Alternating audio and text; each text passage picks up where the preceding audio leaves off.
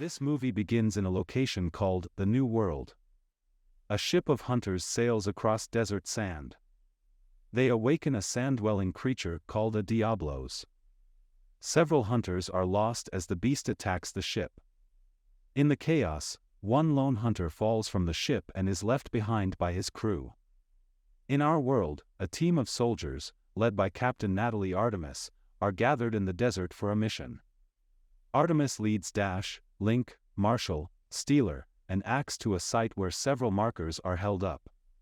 They come across a storm that is activated by the markers. The ground begins to shake and crack open, sending Artemis and her team falling down a crevice. The team wakes up in the desert.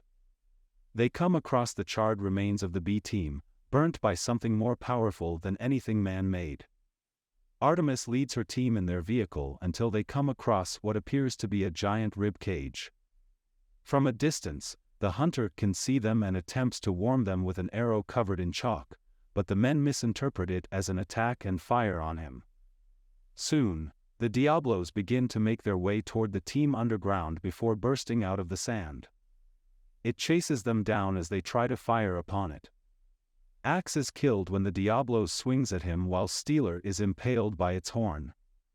They lose the beast by hiding in a cave.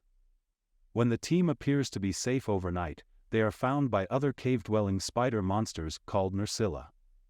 Marshall is eaten by one just before Artemis is knocked unconscious.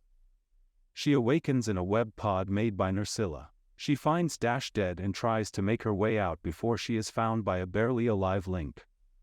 He starts to complain about a pain in his body, which is revealed to be a bunch of eggs formed onto his skin. As they start to hatch, the bigger Nerscylla devours Link as Artemis flees. She makes it outside the cave to find the daylight, which the Nerscylla are weakened by. Artemis is found by the hunter, both of them believing the other to be a threat. After they fight, the hunter takes Artemis captive as he brings her back to his cave to avoid the Nerscylla. He denies her food and water as they hear the creatures trying to get in. Artemis eventually frees herself and continues to fight the hunter, even tying him up herself. He kicks the water away from her, and she retaliates by throwing something at two small figures he appears attached to. Their fighting eventually leads them to attract more Nerscylla, so they compromise to a truce. Artemis even gives the hunter some chocolate that she was carrying, which leads him to develop a taste for it. He responds by giving her water. Artemis makes it clear to the hunter that she needs to return home through the rift that brought her there, but she cannot do that without getting past the Diablos. The hunter suggests that they use the Nerscylla's venom to poison the Diablos.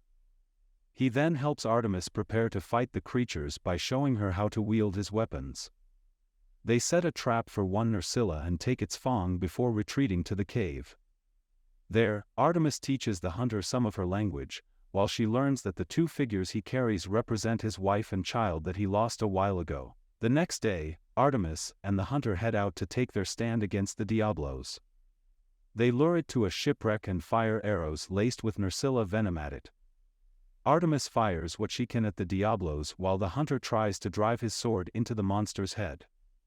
The Diablos knocks him off, but Artemis makes her way to the top of its head and jams the sword deeper into its skull until the beast is finally brought down. Artemis then goes to tend to the hunter. She manages to revive him, and they continue on their journey. The two make their way to an area where herbivorous monsters dwell. Further up is the sky tower that can get Artemis home. They gather food and water before setting up camp for the night. Later, a larger winged monster called the Rathalos begins to set the forest ablaze, frightening the other monsters and sending them running on fire. The hunter's previous crew, led by the admiral, arrives to send the creatures away and get Artemis and the hunter out of danger. However, just after Artemis thanks the admiral, he knocks her unconscious. Artemis wakes up chained in a cage with the other crew members observing her like an animal. They also have a feline, humanoid cat that's also their chef.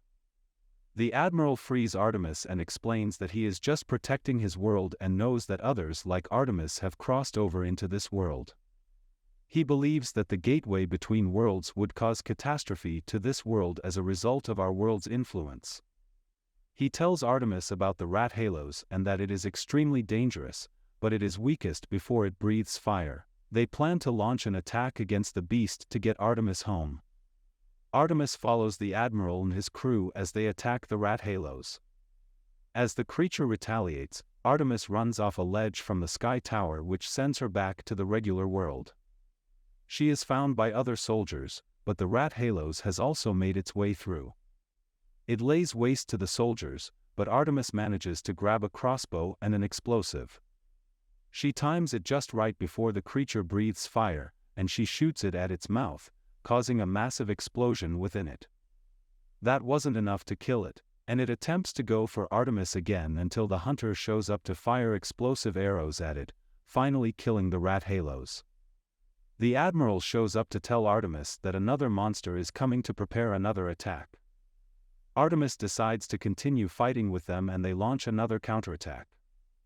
And here the movie ends. Like and subscribe for more update. Thank you for watching.